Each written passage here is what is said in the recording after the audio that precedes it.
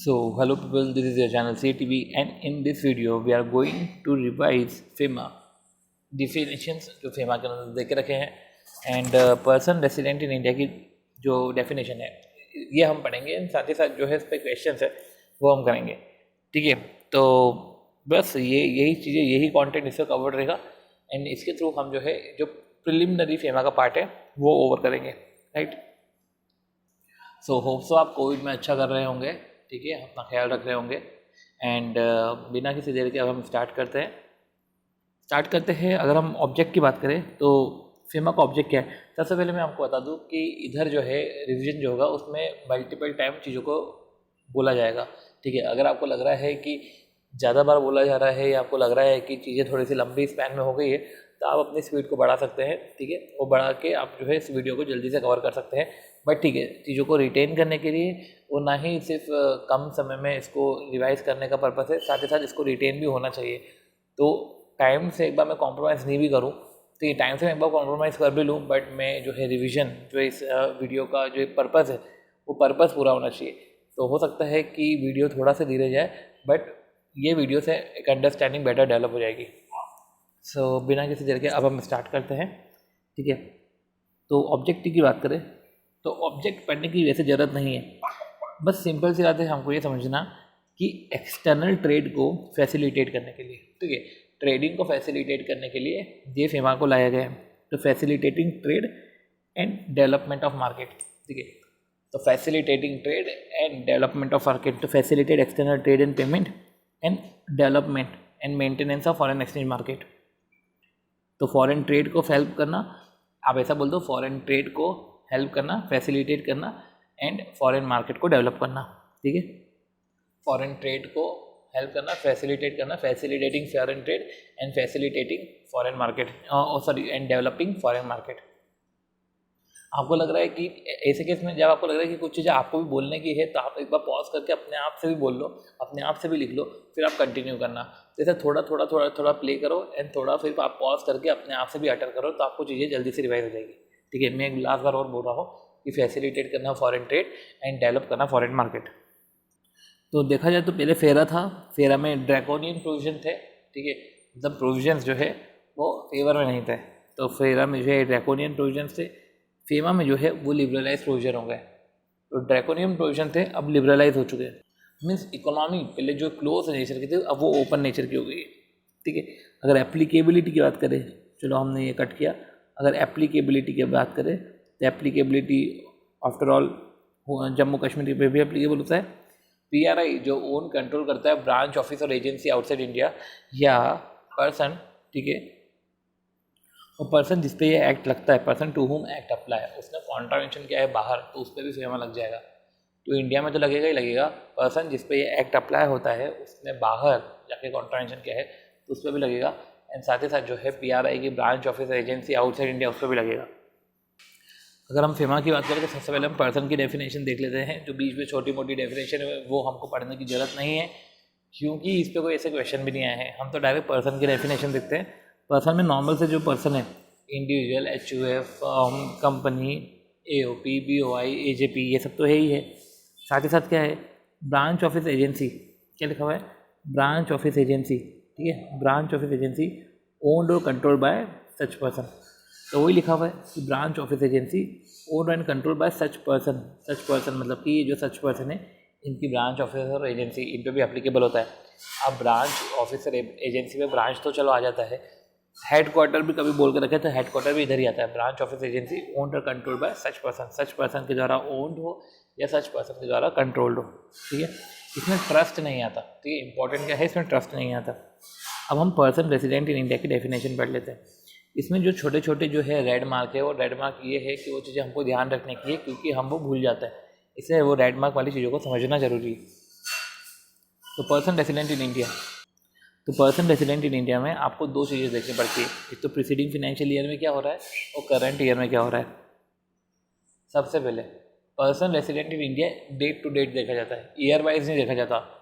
मतलब कि year wise, जैसे कि पिछले साल अगर पर्सन रेसिडेंट इन इंडिया है तो ऐसा नहीं है कि उस साल में वो पर्सन रेसिडेंट आउटसाइड इंडिया नहीं हो सकता, वो हो सकता है। मतलब कि एक साल में एक से ज़्यादा स्टेटस हो सकते हैं। यूजुअली ये अपन देखा नहीं जाता इनकम टैक्स में, बट फेमा में ऐसा है कि इधर डेट टू डेट पे चलता है कि यहाँ से यहाँ तक तुम PRI हो, यहाँ से यहाँ तक तुम PROI हो, राइट। ये डेट टू डेट चलता है, तो यही अमेंडमेंट था। बात करें तो प्रीसीडिंग फाइनेंशियल ईयर में आपको 182 डे से ज़्यादा रुकना है। ठीक है, प्रीसीडिंग फाइनेंशियल ईयर में आपको 182 डे से ज़्यादा रुकना है। तो पर्सन रेसिडेंट इन इंडिया तब माना जाएगा जब प्रीसीडिंग फाइनेंशियल ईयर में वो 182 डे से ज़्यादा रिसाइड कर रहा है मतलब कि रिसाइड मतलब कि यार कुछ सर्टेन डिग्री ऑफ जो है परमानेंसी होनी चाहिए, सम काइंड ऑफ परमानेंसी होनी चाहिए। आप रिसाइड कर रहे हो मतलब कि कुछ बिल्ड, आपका कुछ होम हो, रिलेटिव्स हो, कुछ हो, सम काइंड ऑफ परमानेंसी होनी चाहिए, राइट। कंपल्सिव स्टे नहीं आएगा, सम काइंड ऑफ परमानेंसी होनी चाहिए। आप रिसाइड करो 182 डेज से ज़्यादा, सम काइंड ऑफ परमानेंसी होनी चाहिए। कंपल्सिव स्टे नहीं आएगा मतलब आप स्टे कर रहे हो 182 डेज से ज़्यादा, वो नहीं आएगा। स्टे कर रहे हो इन द सेंस कि जैसे एयर होस्टेस है, अब एयर होस्टेस है तो एक फ्लाइट का लेग होता है, जैसे इंदौर से दुबई, ठीक है। अब इंदौर से दुबई मतलब इंडिया से दुबई में बोल देता हूँ। अब इंडिया से दुबई है तो अब कोई सा एक बेस कैंप चूज़ करना पड़ता है, ठीक है। वहाँ पे आपका अकोमोडेशन रहता है, तो आपने बेस कैंप चूज़ करा है इंडिया, क्योंकि इंडिया से दुबई की फ़्लाइट है, इंडिया में आपका अकोमोडेशन है। अब इंडिया में आपका अकोमोडेशन है तो ये एग्रीमेंट के तहत ये कंपल्सिव स्टे है, तो वो चीज़ नहीं आएगी इधर। तो अपन ने जैसे कि ये सब पढ़ लिया, ये कंपल्सिव स्टे नहीं आता, सब काइंड ऑफ परमानेंसी होनी चाहिए। कंपल्सिव स्टे में क्या है कि एयर होस्टेस, जैसे air hostess employed by, air hostess को किसने एम्प्लॉय किया? Employed by airline outside India, जिसका बेस कैंप है इंडिया में। अब बेस कैंप है इंडिया में कैसे? इंडिया से दुबई की फ़्लाइट होगी तो बेस कैंप आपने इंडिया चूज़ करा। ड्यूरिंग ले ओवर ना, ले ओवर का मतलब ऐसा होता है कि जैसे 12 दिन आप फ्लाइट पे हो और 18 दिन आपका ब्रेक है, तो ड्यूरिंग ले ओवर, ठीक है, तो वो एक कंपल्सिव स्टे है, ठीक है। और ठीक है, तो एक कंपल्सिव स्टे मान लिया जाता है, तो ये सब नहीं आएगा इधर। अब ये एयर होस्टेस के लिए है। अब हो सकता है कि एयरलाइन आउटसाइड इंडिया ने उसी पर्सन को जैसे ब्रांच में ऐसे एम्प्लॉय रख के रखा है। अब तुम ब्रांच में एम्प्लॉयड हो तो ऑब्वियस सी बात है कि ये एयर होस्टेस तो नहीं है, एयर होस्टेस नहीं है, तो ये सब चीज़ें इसमें नहीं देखी जाती, वो तो सिर्फ एयर होस्टेस के केस में देखा जाता है, ठीक है। 2 स्टेटस एक दिन में हो सकते हैं, ठीक है। और जो है पर्सन रेसिडेंट इन इंडिया में आपको सिटीजनशिप नहीं देखनी पड़ती।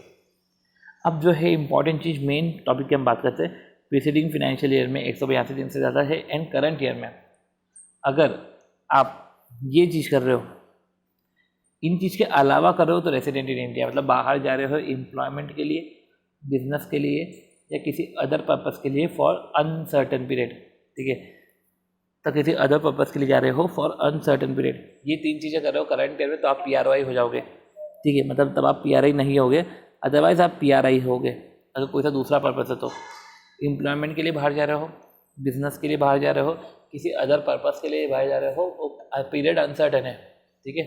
तो अब ये जो बोल के रखा है कि आप अदर पर्पस के लिए बाहर जा रहे हो फॉर अनसर्टन पीरियड, तो जब तक आपको क्वेश्चन में दे के नहीं रखे कि हम अदर पर्पस के लिए जा रहे हैं फॉर 3 ईयर फॉर 4 ईयर, जब तक सर्टन पीरियड नहीं दे के रखे तब मानो आप अनसर्टन पीरियड के लिए जा रहे हैं। अनसर्टन पीरियड के लिए बाहर जा रहे हैं मतलब कि इधर इसका मतलब ये है कि पर्सन का इंटेंशन नहीं है कुछ कि वो अनसर्टन पीरियड के लिए बाहर जाए, वो तो ड्यू टू सर्कमस्टेंसेस, वो सर्कमस्टेंसेस कुछ ऐसे अराइज हुए हैं इसके कारण उसको बाहर जाना पड़ रहा है, उसकी इच्छा नहीं, उसका मतलब कि इंटेंशन नहीं है अनसर्टन पीरियड में बाहर जाने का, बट ड्यू टू सर्कमस्टेंसेस चीज़ें अराइज ऐसी हुई है कि उसको बाहर जाना पड़ रहा है। अब वो कब आएगा वापस ये नहीं पता, ठीक है।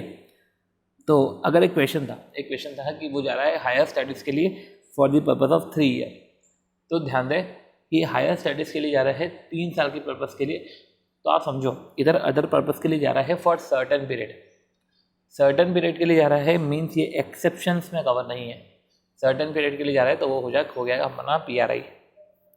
तो 182 डेज से ज़्यादा है और तो आप रेसिडेंट हो, पर आप बाहर जा रहे हो तो नॉन रेसिडेंट हो। 182 डेज से ज़्यादा हो तो PRI हो, पर अगर आप बाहर जा रहे हो इस पर्पस के लिए तो PROI हो, ठीक है।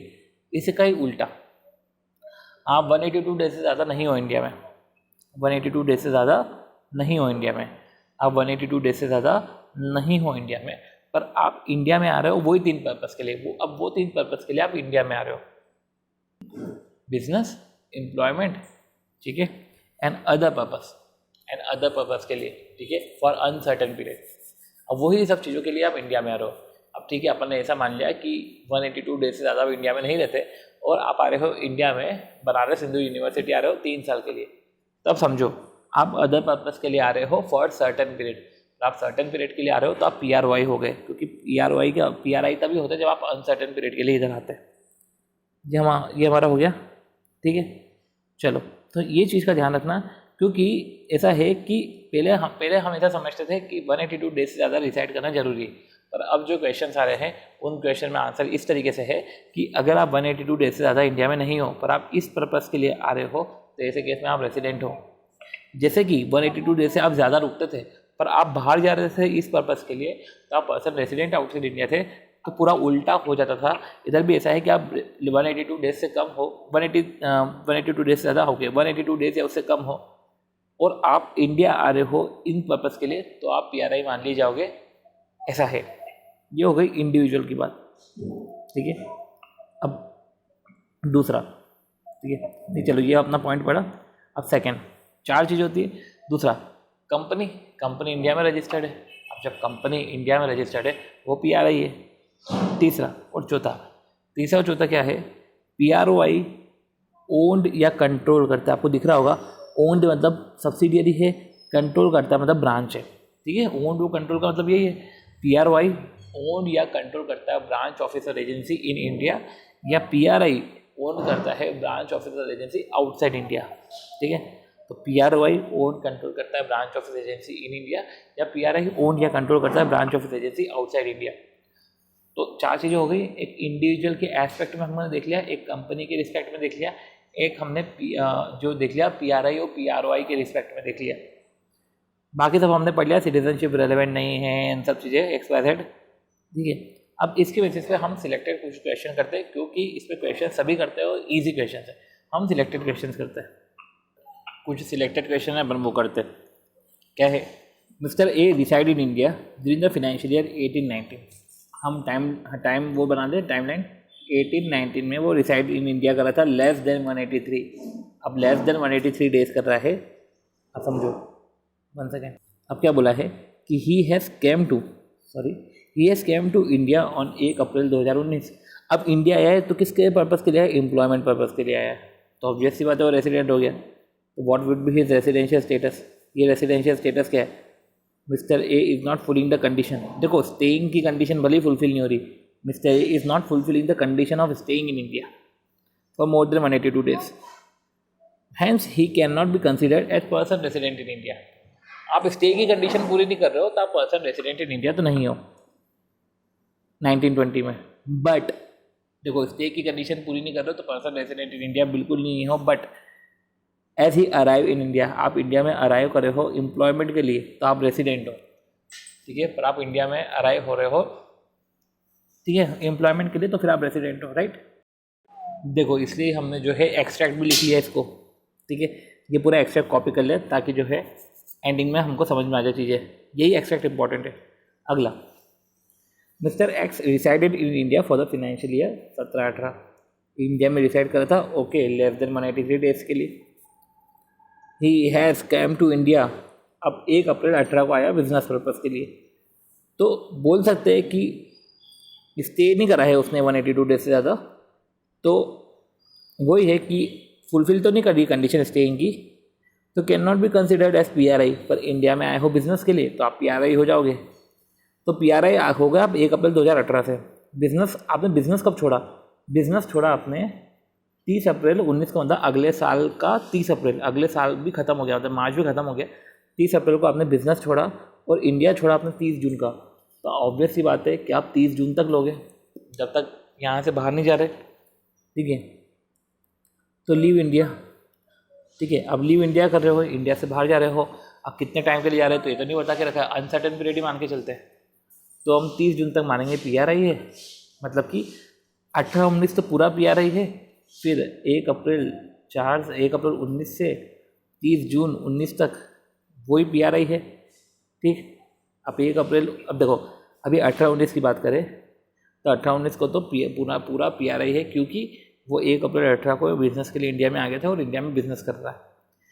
अब 19-20 की बात करें, 19-20 में वो PRI इस तरीके से है क्योंकि 18-19 में वो 182 डेज से ज़्यादा है क्योंकि पूरे टाइम ही वो इंडिया में है। एंड जो अब जा रहा है वो इंडिया से बाहर जा रहा है, ठीक है, लीव इंडिया, अब अनसर्टन पीरियड के लिए जा रहा है। देन 30 जून के बाद, तो ये जो लिखा हुआ है, ठीक है, क्या लिखा हुआ है, वो अब PRY हो जाएंगे। देखो 18-19 पर्सन रेसिडेंट इन इंडिया है क्योंकि 17-18 में, ठीक है, 1 सेकेंड, एवरी रिसाइड, ओके, हाँ देखो ये अपन पढ़ रहे थे ना। अब आपने स्टेइंग की कंडीशन पूरी नहीं करी तो पर्सन रेसिडेंट इन इंडिया तो नहीं हो, बट आप इंडिया आए हो बिजनेस के लिए तो पर्सन रेसिडेंट इन इंडिया हो। फॉर फाइनेंशियल ईयर 1920 आप फिर भी रेसिडेंट इन इंडिया हो, रेसिडेंट इन इंडिया हो क्योंकि आप पीरियड एक्सीडिंग 182 डेज, ठीक है, इंडिया में चाहिए, reside in India exceeding 182 days. अब आप सीज हो जाओगे, cease to be person resident in India जब आपका डिपार्चर होगा, जब आपका डिपार्चर होगा तो आप cease to be person resident in India हो जाओगे, ठीक है। As he is having intention to leave the business in India, क्योंकि आपका इंटेंशन है तो leave business in India and leave India which indicate that intention to stay outside India. आप intention to stay outside India for uncertain period, आप अपना intention show कर रहे हो, ठीक है, तो आप सबसे PRY हो जाओगे। चलो बाकी क्वेश्चन तो सारे कुछ रेलेवेंट नहीं हैं, ओके, ये क्वेश्चन देख लेते हैं। Mister Ruchir reside in India, decide for a period of 170 days, मतलब 182 डेज से कम है, चलो 170 डेज 18-19 में, ठीक है। And there after went abroad, चलो अब्रॉड चले गए, इंडिया आए 1 अप्रैल 2019 को, ठीक है, इंडिया आए 1 अप्रैल 2019 को, तो ऑब्वियस सी बात है इंडिया 1 अप्रैल 2019 को, तो 1 अप्रैल 2019 को आए तो 19-20 में वो तो PRI हो गए, ठीक है। तो he came back to India on 1 April 2019 as an employ. What would be his residential status during the financial year 1920? 1920 में रेसिडेंशियल स्टेटस क्या है? देखो एज पर द स्टे तो रेसिडेंशियल वो PRI नहीं है, बट वो इंडिया आ रहा है बिजनेस के लिए तो वो PRI हो जाएगा। दो क्या लिखा हुआ है? Mister Ruchi has not fulfilling the condition of staying. Staying के हिसाब से तो वो स्टे की कंडीशन तो पूरी नहीं कर रहे, तो can not be consider person resident in India. जब स्टेइंग की कंडीशन जब आप पूरी नहीं कर रहे हो तो पर्सन रेसिडेंट इन इंडिया नहीं माना जाएगा, ठीक है। Hence he can not be consider person resident in India during the financial year 1920।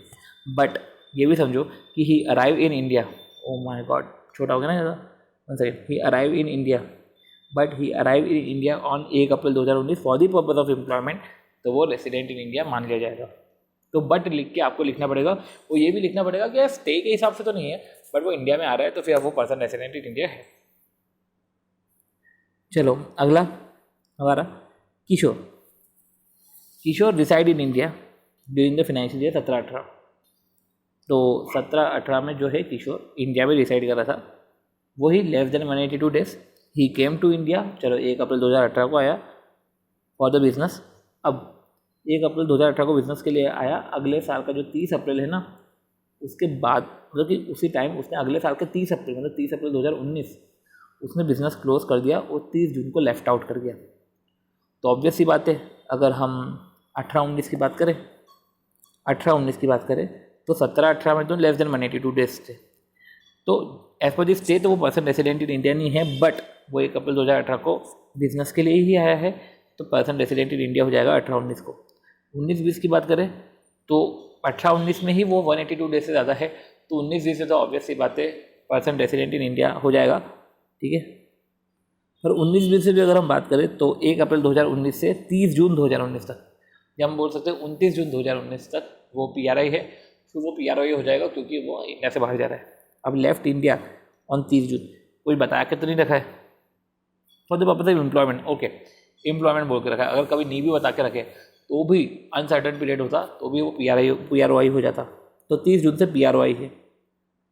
तो ही वुड सीज जब उसका डिपार्चर होगा from the date of departure, आपके डेट ऑफ डिपार्चर से आप PRY हो जाओगे। तो 18-19 को वो PRI है क्योंकि पिछले साल की कंडीशन भले ही पूरी नहीं हो रही पर 18-19 में वो बिजनेस के लिए आ रहा है।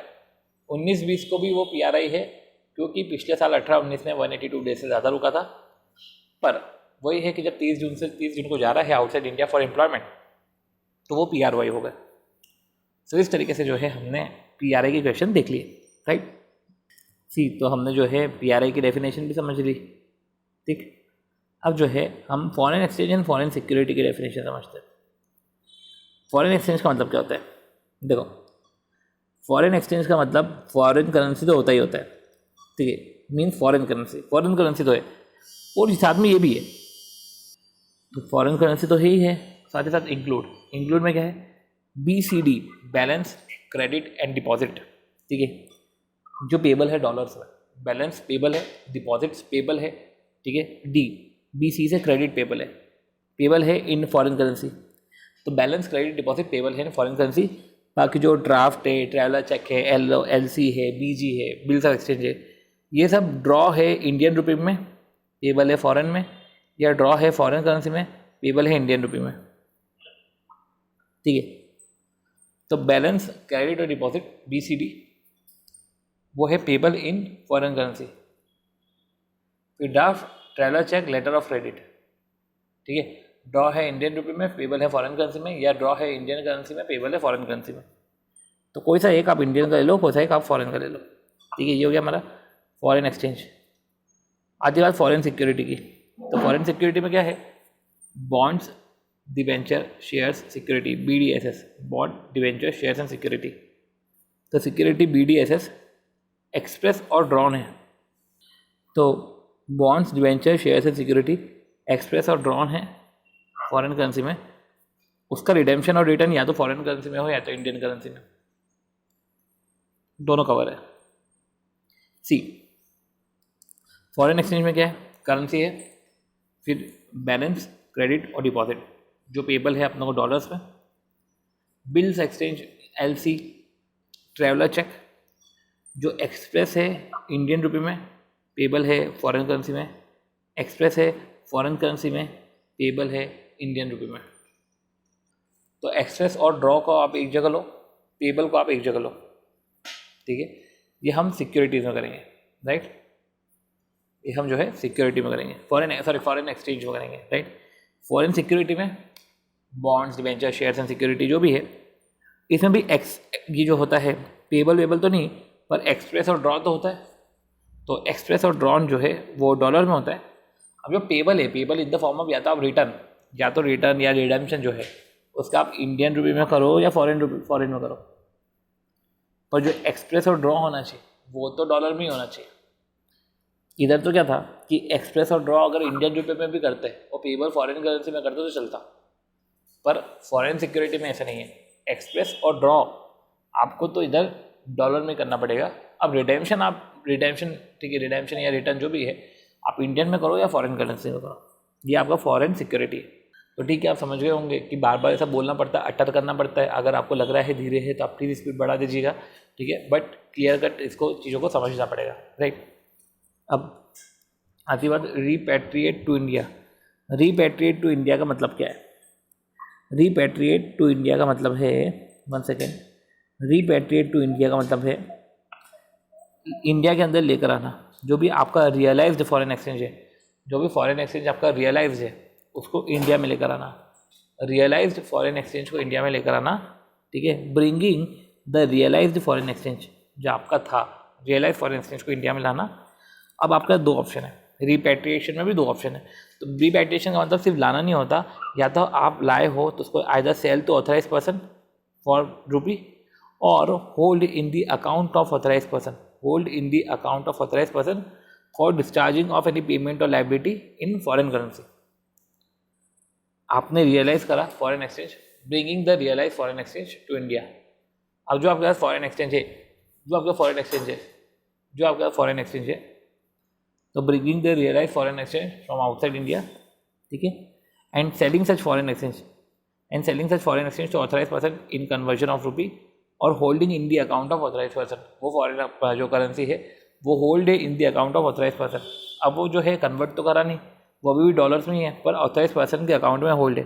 अब वो जो अमाउंट है वो डिस्चार्ज होगा, ठीक है, use to discharge the liability, ठीक है, use of the realised amount of, ठीक है, यूज ऑफ रियलाइज्ड अमाउंट, जो रियलाइज अमाउंट है इसका यूज़ होगा for discharge of the liability. तो इस तरीके से जो हमारा जो डेफिनेशन वाला पोर्शन है वो ओवर होता है और साइन PRI के हमने क्वेश्चन भी कर लिया है, ठीक है। तो हम मिलते हैं हमारे नेक्स्ट वीडियो में।